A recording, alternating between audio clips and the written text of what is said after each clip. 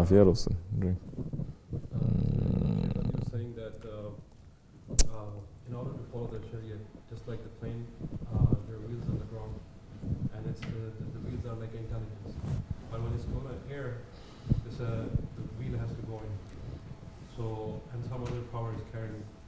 So they say when you come in a tariqat, just like the wheels, you have to take your intelligence and some other power is going to carry you. So, like I'm asking, what does it mean? Like, is it passion or is it like something else? No, it means moving away your ego.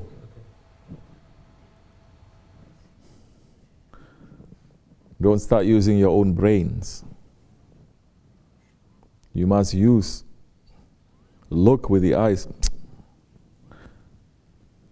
Allah subhanahu wa ta'ala is saying, my servant becomes beloved to me when every order that I give, he's doing it. This hadith Qudsi. And it says, but my servant becomes beloved to me and nearer. He comes nearer to me. Not just beloved, but nearer to me when he starts doing things that I don't have to tell him he's doing. That means your heart now starts working. You don't have to be told. But it's a sense of honor. Your shan is going to tell you. And you start doing, and then what happens when you start doing that? You come nearer, you become so near that you start to see with Allah's eyes. Allah is saying, I will be his eyes that he sees. I will be his ears. I will be his tongue. I will be his hands. I will be his feet.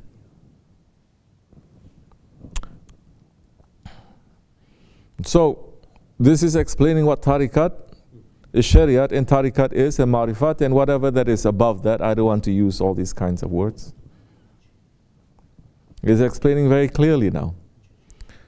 Now, if you're still looking with your eyes and you don't want to look with your shaykh's eyes, something is wrong. Then you are stuck there. You're still being stubborn. You're still being arrogant. Maybe you're the nicest person, but in that point you're very arrogant. Maybe you're the most religious person, but in that point you're very stubborn. You still fail when the work that is supposed to be for you to do. You understand? But people are thinking, I'm going to lose myself. Isn't that the whole point? You're going to lose yourself. But understand this, when you lose yourself, you find your own reality. It's not as if you find that your reality is Allah. You don't. You find your own reality in relation to Allah. Sahabe Kiram, they lost themselves. Can anyone say that Hazrat Abu Bakr Siddiq didn't lose himself in his Prophet? He did, but he's still Abu Bakr Siddiq. Omar is still Omar. Osman is still Osman. Ali is still Ali. Ashra Mubashara is still Ashra Mubashara. They didn't say, oh, now I completely disappear, I become Prophet. They didn't say, they became those ones who are serving the Prophet.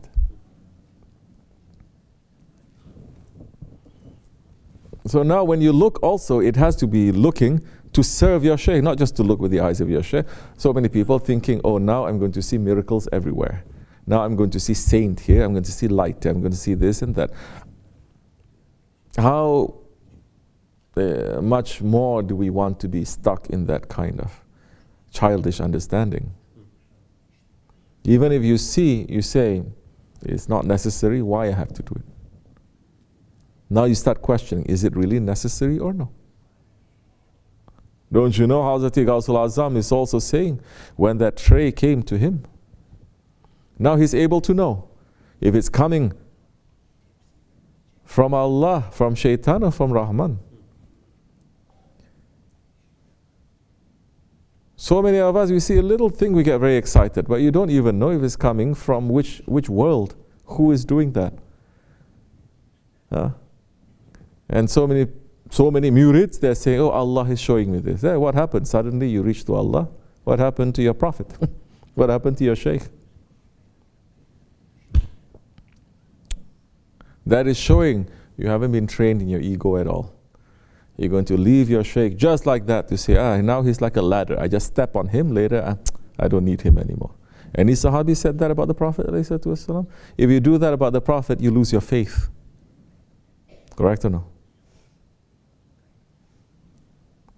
The people are still not understanding how tariqat works also, except for shaykhs of the Nakshibendi order. Turks maybe, Osmanlis maybe, but all the rest, they're just using saints also, using sheikhs, just for them to become sheikhs and saints themselves.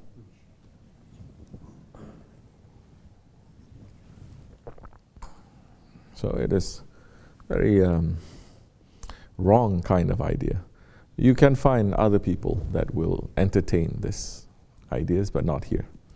After a while, you're going to find yourself very uncomfortable here because our purpose is different. Our job is different. So now you're going to use, okay, you're good. You're very good with so many things, but in one thing, for example, you sleep too much.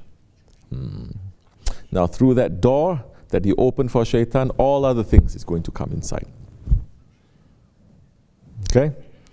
Okay. Then before you know it, because of your laziness, you're going to stop praying so much.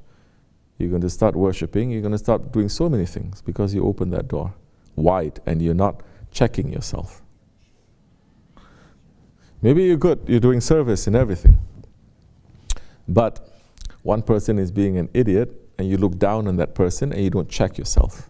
Arrogance is going to enter into you. And before long, with that arrogance, then you're going to judge everyone. And then before long, you're going to judge your sheikh too. Why is he doing that? That is wrong. Then you're going to read your own books and your own quotes and your own ideas and say, well, this sheikh said this saint said this, and it doesn't fit to what he says. It's finished.